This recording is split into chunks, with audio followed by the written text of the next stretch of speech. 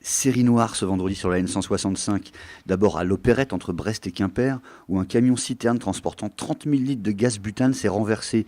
La circulation a été coupée dans les deux sens par sécurité.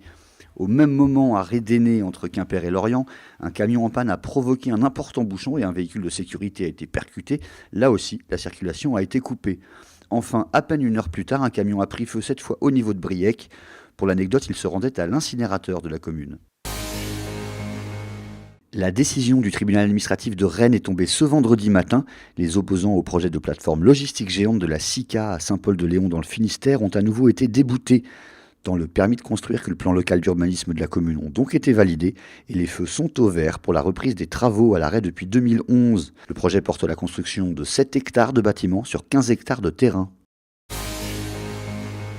6 mois de prison avec sursis et 20 000 € d'amende ont été requis ce vendredi contre le commandant du TK Bremen qui s'était échoué en 2011 sur une plage d'Erdeven dans le Morbihan.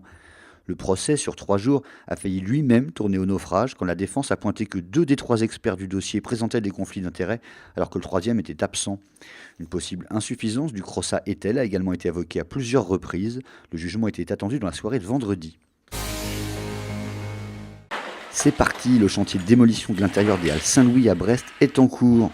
Objectif, les rouvrir d'ici 2 ou 3 ans avec un mélange de commerce de bouche et de lieux de restauration en suivant le principe que plus nous aurons des commerces, plus nous aurons des lieux de restauration, plus nous aurons des clients.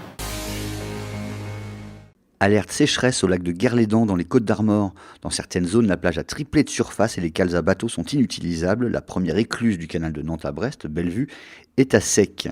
Le 20 septembre, la préfecture des Côtes-d'Armor avait pris un arrêté vigilance sécheresse sans restriction d'usage mais avec une surveillance accrue.